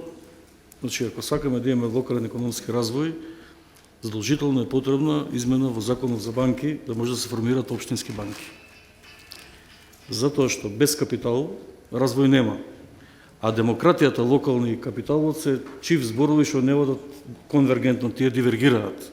Едно е локална демократија да градиме сега местни заедници, откако времето и урбани заедници поново, па да ги вметнеме во уставот и како такви да бидат продолжена рака во делот на градењето на демократските капацитети на општината, а друго е да направиме општинска банка по примерот на Загребачка банка, Беобанка, Бокајска банка, Софијска општинска банка, кој што ќе има клонови, сигурно дека Струмица може и во делот на Бојмета да направи банка. Ако имаме такви промени, концентрација на македонскиот капитал, тогаш локалниот економски развој ќе може да оди паралелно со оно што представува идеја општините учествуваат регионално во рамномерниот регионален економски развој. Ние до сега тоа не сме го разгледувале, а можности има. Само Скопје од сите поранешни држави во Југославија не направи Скопска општинска банка. Сите други градови, ако погледате, имаат таква банка. Љубљана, Загреб, Белград, па и околните држави. Бугарија, Романија, во Букурешт. Значи, тоа се некои модалитети што мора да ги практикуваме ако сакаме да имаме локален економски развој. Благодарам. Велете. Тандеровар Кретар Комонаш. Почитувани градоначалници, почитувани присадни, дами и господа. Денешната средба е повеќе од погодена и темите кои ги гледаме тука и кои ги разгледуваме и се на дневен ред се доста актуелни. Но од претходните говорници слушнавме доста и сите проблеми, махини се слични, заеднички, некои поголеми, некои помали. И јас сум градоначалник на Брвеница, општина Брвеница, рурална општина. Ќе се потрудам да кажам нешто што не беше спомнато до сега, за да не се повторам, да не губиме време. Прашањето е до каде, кој на еден начин треба да помогне во локалниот економски развој општината или државата. Ова е една компонента која не може да се оддели, ниту едната не може сама ништо да направи, но би рекол дека државата, тоест владата е таа која треба да потикне општината, веќе се спомна со какви буџети имаат руралните општини, какви ресурси имаат. И да се зема најголемиот експерт кој најдобро менаџира со општините во развиените земји и да се назначи како градоначалник во руралните општини како што се нашите, и јас мислам дека ќе се молеше кај Бога да се врати што побрзо во својата држава. Ние се соочуваме со маки кои некогаш и пред себе си поставуваме прашање дали е вистина ова што ми се случува. Ќе истакнам образованието, например. Денес, после 40 години, моите внуци учат во исто училиште кај што учев и јас. Во тоа време тоа училиште беше монтирано или монтажно училиште, која беше акција која беше направена од страна на Тито и ние како пионири се радувавме многу. После 40 години моите внуци устат во истата таа зграда, во истата таа училиште, целосно можеби е реновирана, да не зборам за санитарните јазли, не се знае во тоа училиште дали глувците или децата се поголеми таму. И додека имаме и такви примери, денеска 40 километри од нас се учи на електронски табли, додека нашите деца немаат кај да учат, бидејќи плаќаме едно приватен објект за да учат, бидејќи немаме средства да ги транспортираме децата во централното училиште. 3 години поред 1 евро од Министерството за образование не е дадено за училиштите, барем за реновирање. Претходните 2 години дури и постоја во проект буџетот и програмот на Министерството, но со ребаланс секогаш се повлекува средствата. За 2013 година дури ги нема никаде. И сакам да прашам, што треба нашите деца и ние да направиме за да бидеме равноправни членови на ова општество. Ова што го кажувам денес пред вас, можеби ви звучи познато, бидејќи имате слични махи, но ова јас го напишав и во писмена форма до министрот, заменикот министрот и очекувам одговор. Ние почнаме пред 1 година во истото место да градиме едно училиште со лимитиран буџет И останало така да не знам кога ќе стигне крајот, бидејќи гледам во програмите за инвестиции се поставуваат новите училишта, додека училиштата кои се веќе почнати да се градат не стојат никаде во ставките на буџетот. Значи за училиштата има многу да се збори, тоа е еден сегмент. Вториот сегмент е патната инфраструктура. Локалната инфраструктура знаеме дека е под надлежност на локалната самоуправа и ние како градоначалници се трудиме преку од средствата од буџетот на нашите даночни обврзници и другите собствени приходи да на еден начин ги одржуваме. Но регионалните патишта се најголем проект. Регионалниот пат 404 кој го поврзува Тетово Гостивар 12 километри поминува низ општина Брвеница. Верувајте ми дека немаме средства ни дупките да ги закрпиме, бидејќи тие личат на панталоните на сиромашниот кај год и да се стави крпеница веќе нема кај да се најде тоа парче. Граѓаните доаѓаат во општина, прашуваат од каде да земе средства, од каде треба да дојдат, дали Македонија пат треба да плати.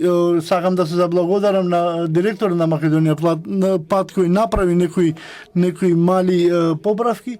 Со години ништо од буџетот не се одделени средства, а јас се трудам од собствениот буџет да ги санирам мостовите, бидејќи се случува многу сообраќајки,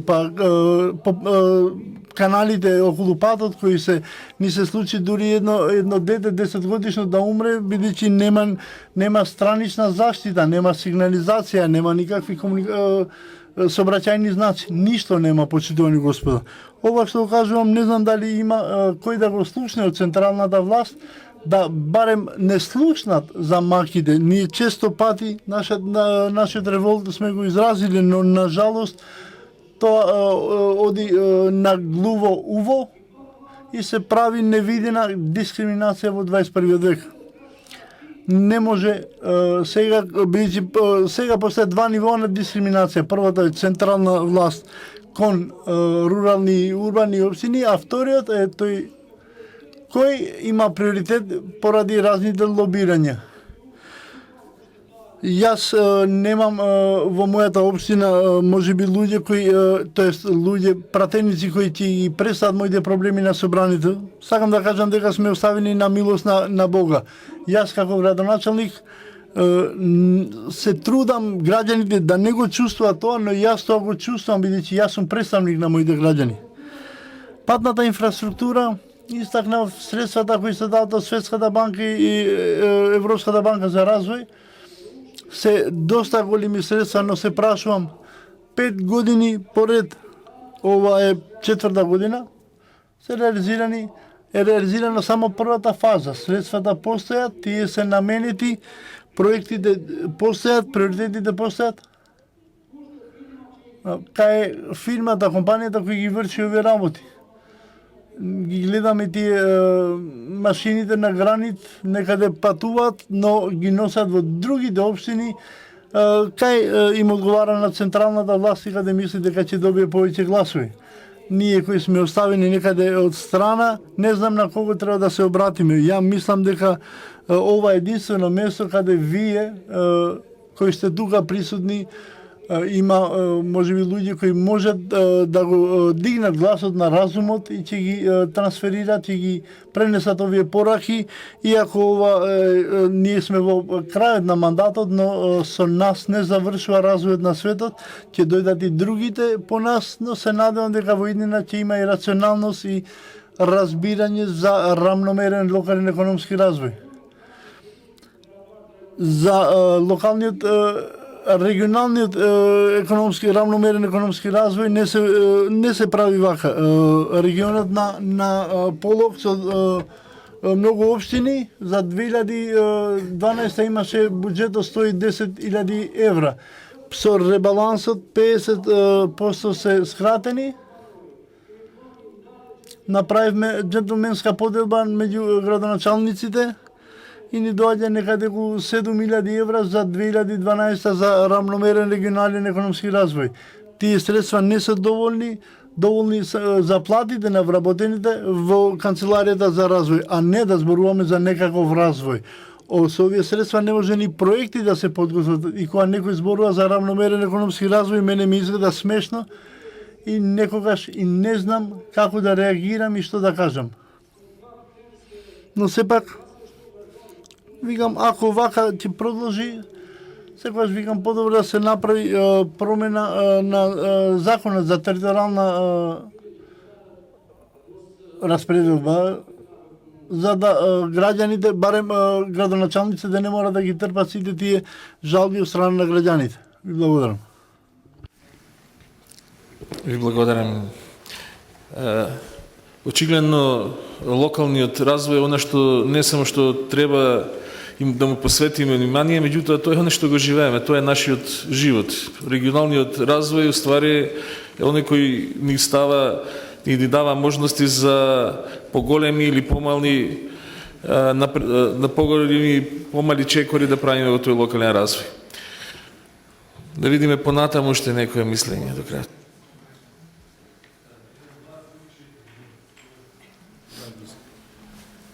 Јас сум Дејан Антич од секторот за локален економски развој на општина Центар.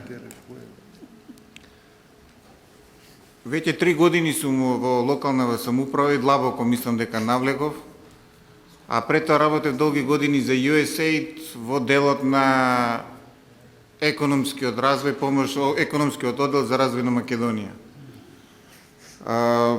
Развојот сам по себе значи промени.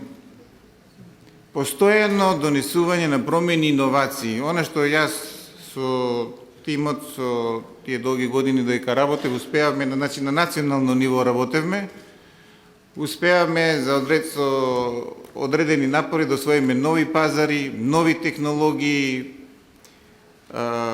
нови вработувања и така натаму. Тоа е една друга тема. Значи, темата на денешната конференција е развој, а она што сакам да се поврзам и да споделам со вас неколку факти визави во релација со градоначалникот на општина Кисела, господинот Маријан Ѓорчев, што веќе некое време имав и барав некоја прилика да споделам со некого одредени факти, само што се вратив пред 2 недели од една обука во Америка, во градот Темпи, кој што е збратимен со Скопје 40 години. Таа соработка до денес трае. Јас таму ја помагам таа програма и имав чест да бидам поканет и да бидам присутен на обука во градското собрание и да се запознам со административниот програмски менеджмент систем на градот Темпи. Во меѓувреме, она што го рече пак градоначалникот Кисела Вода за градот Скопје. Значи, темата, сршта на мојата констатација е законите и визави градоначалникот на Брвеница и градоначалникот на Рачиново цело време провеува нишката, значи, легислативата, законите.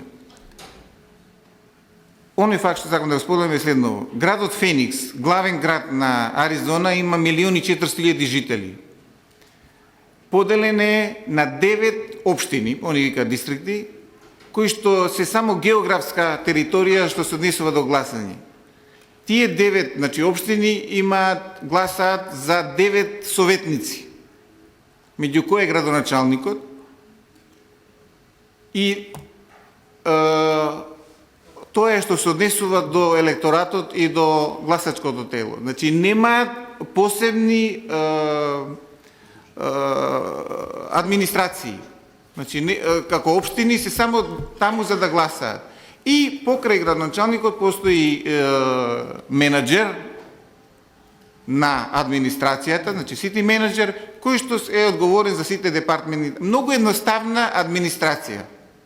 Кога ме праша како е организирано во градот Скопје, што да им кажам? Постои 11 градоначалници, 300 советници и 11 администрации со толку вработени. А Скопје има околу 700.000 жители. Тоа е едниот факт што сакав да го споделам, што потекна на размислување и она што го кажа градоначалникот на Брвеница, значи да се размислува малку системски. Другата работа е што се однесува до перцепцијата, што исто се спомна. Ја заедно со колегите од другите општини, не само од градот Скопје, него и на републичко ниво, разговараме за ЛЕР, локален економски развој, сектор ЛЕР, како е перцепиран локалниот економски развој, што треба да работи. ЗЕЛС има направено многу добар приречник за стандардите што треба да се применуваат како во секторот или оделението за локален економски развој. Доста добра алатка која што зависно како е перцепирана, така и се имплементира. За жал морам да констатирам дека пак овој проект на USAID све е воопштено, значи нема фокусирана проблематика на која што треба да се таргетира. Во одредена соседна земја, исто USAID, ова е веќе трети или четврт проект, без разлика што ја долги години работев таму, меѓутоа, нели, ова е све една конструктивна дебата за понатаму. Проектот беше фокусиран на развојот на локалниот економски развој во рамките на сите општини и градови. Се создаде организација на локалните економски, канцелариите за локален економски, тие се сертифицираа што треба да работат. Со други зборови, секторите, оделенијата треба да размислуваат како да придонесат во донесување иновации, промени кон подобро зголемување на приходите на општините, постојано тоа да размислуваат за да го поспешат, нели, административниот и програмски менеджмент во рамките на самата содржина што треба да ја делуваат. Исто така, во Јапан бев лани како кандидат единствен од Европа и воопшто од регионов на еден врвен менеджмент програм кој што се викаше финансиска и технолошка подршка на малите и средни предпријатија, каде што се ни покажа многу едноставен начин како да се оствари таа подршка на локалниот економски. Што прави локалната власт, што прави регионалната, што прави националната власт. А она што тука конкретно не мачи, например, националната власт ги дава дозволите за одредени економски оператори, а општините се тие кои што треба да ги санкционираат или да водат сметка.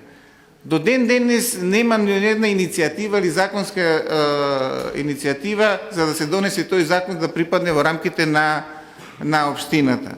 И она што е интересно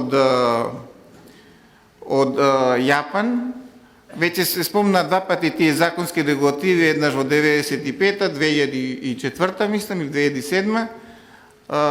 Што е интересно кај Јапан, зашто е најразвиена земја? Значи се донесува закон, се имплементира законот, се следи какви се неговите резултати и после некое време, ако е добар тој закон, се става како редовен закон. А од друга страна се носат институции кои што го треба да го следат донесувањето на имплементацијата на законите. Овде веќе се спомна, значи, неколку законот, например, за општински банки или како банките да генерираат приходи за да можат да го зголемат квалитетот на граѓаните. Толку од мене, јас се извинувам. Овој дел на дискусијата е многу посоодветен и се очекувам дека ќе се вклучите уште еднаш во вториот дел како понатаму, кој што се однесува, значи, во вториот дел на конференцијата. Имаме само уште помалку време да видиме каде сме. Повели Ердита. Добар ден на сите. Јас сум Ердита Демамехмети, заменик извршен директор на ЗЕЛС. Нема да должам многу, бидејќи се отвори темата за општинските банки, една информација дека идејата на градоначалникот на Кисела вода веќе е имплементирана. Веќе во текот на 2012 година се работеше на студија за отварање на општинска банка или ЗЕЛС банка на општините, како што стои во проектот. Значи, студијата е изготвена од Економски факултет Скопје и веќе на следната седница на управниот одбор која што се закажана за 6 декември, студијата ќе биде презентирана за да се види како ќе се продолжи значи со имплементацијата. Има неколку сценарија во самата студија и после таа одлука значи секако ќе се искомуницира и со Генералното собрание за да се донесе одлука како ќе се продолжи понатаму. А веќе за другите услуги и поддршка која што ја дава ЗЕЛС на општините нема да разговарам бидејќи нели ги имаме тие комуникации меѓусебно. Нашата тенденција е рационализација на трошоци, а особено сме фокусирани преку испорачување на заеднички услуги за општините, како што е на пример софтверот за мерење на енергетска ефикасност. Понатаму помогнавме бидејќи е поврзана и со темата за локален економски развој, тоа е софтверот за електронско надавање за градежното земјиште. Значи сите тие проекти стремиме кон да дадеме придонес кон локалниот економски развој, но и да помогнеме на општините да ги рационализираат трошоците. Значи ова сакав само за банката да ви дадам информација дека нели веќе во следната година се очекува имплементација, ќе видиме каква ќе биде одлуката на управниот одбор понатаму. Ви благодарам. Благодарам, имавме уште еден, двајца. Имате по една минута за сегашниот, до каде сме сега. А и ќе имате можност во вториот дел после 15 на минути на пауза, повторно да се склучите дополнително со вашите. Повелете. Благодарам. Јас сум Панче Орцев, пратеник во Собранието на Република Македонија. Сакам да го кажам личниот впечаток, каков ми е како во Собранието на Република Македонија се однесват и мнозинството и владата која што ги предлага законите во тоа Собрание на Република Македонија кон децентрализацијата во Република Македонија. Значи, очигледно ова е многу важна тема, многу осетлива тема. Овде, за жал, тоа ме изненадува сега заменик директорот на ЗЕЛС зборуваше, што повеќето од градоначалниците сакаат овде да го кажуваат своето мислење, а го имаат ЗЕЛС за тоа. За жал, така е и во Собранието на Република Македонија беа донесени многу законски решенија кои тангира области од децентрализацијата, а на тие законски решенија или немавме представник од ЗЕЛС да го каже мислењето на ЗЕЛС, или воопшто не учествува, значи, ниту со писмено мислење до Комисијата за локална самоуправа или до одредени комисии кои што ги разгледувале тие законски решенија. Конкретно би кажал за буџетот на Република Македонија, например, за минатата година. Во буџетот на Република Македонија Министерството за локална самоуправа во старт имаше 5,1 милиони евра, со ребалансот на буџетот се скрати за 1,5 милион евра. Замислете, значи, од 5,1, значи повеќе од 30% од буџетот на Министерството за локална самоуправа беше скратен со ребалансот на буџетот и тоа претежно во делот на рамномерниот регионален развој. Тоа ни покажува каков е односот на централната власт кон локалните власти и кон тоа да го развива тој рамномерен регионален развој. За други законски решенија кои што последните неколку месеци беа донесени и кои што навлегуваат во ингеренциите на локалната самоуправа или земаат дел од нејзините ингеренции, како што е драстичен пример законот за туристички развојни зони, во кој што Дирекцијата за развојна и промоција на туризмот ќе решава и кај ќе биде таа зона, и ќе го продава земјиштето, и ќе дава одобрење за градба, и ќе ги зема парите од продажба на земјиштето, а од локалната самоуправа само ќе бара да изгради инфраструктура, патишта и се што треба до самата туристичка развојна зона, покажува дека заостануваме веќе во процесот на децентрализација и тука мораме да посветиме поголемо внимание и со вакви конференции и со закони кои што ќе доаѓаат од ЗЕЛС. Предлог закони ги очекувам јас како пратеник во Собранието на Република Македонија да доаѓаат како предлог од ЗЕЛС, каде што очигледно имаме и идеи и проблеми во делот на функционирањето на локалната самоуправа, посебно на руралните средини. Инаку, еден друг, исто така многу интересен закон за подземни инфраструктурни објекти, кој што требаше веќе да функционира и кој што ЗЕЛС треба да го спроведе, се уште нема никакви реализации на теренот. Тоа покажува дека сме несериозни во делот на реализацијата или имплементацијата на законските решенија кои што ги донесуваме, а се во интерес на локалната самоуправа. Благодарам, бидејќи рековте да бидам краток. Благодарам. Гледам Радита веднаш е спремна да даде одговор, ама ќе оставиме за после. Имаме само уште еден кој што беше, другото останува за после, за вториот. Повелете уште ви. Добро, дамата нека биде, па потоа... Здраво на сите, јас сум Шире Телези од општина Гостивар. Сакав да се надоврзам со излагањето на господинот Аце Коцевски, каде што спомна во врска со Законот за финансирање и ДДВ-та.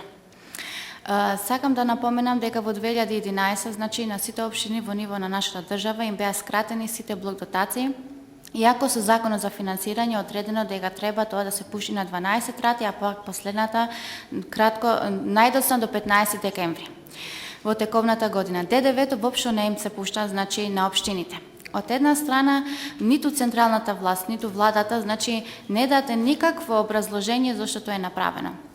Тоа всушност представува недостаток на средства, особено во руралните општини, кои со тие средства ги исплаќаат своите вработени, што значи тие 2 месеци не може да си ги исплатат, значи парите за нивната администрација. Од друга страна, во текот на ова година, значи иако е процентуално, значи зголемувањето на ДДВ-то од 3 во 2010-2009, значи од 4 до 4,5 за 2012. Во меѓувреме, парламентот изгласа закон за промена на ДДВ-то, што значи некои продукти од 18% ги намали на 5%, односно тоа беше субвенционирање за купување на софтверски опреми, за компјутери, и така натаму.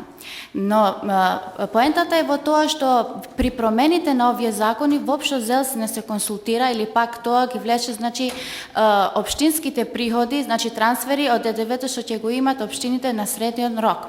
Например, вкупната маса од ова промена ќе се намали негде 185 милиона во централниот буџет, автоматски овој дел ќе се рефлектира на трансферите кон општините кои во текот на наредната година ќе имат намален прилив од ДДВ-то, иако со законот пишува дека има зголемување на 4,5%.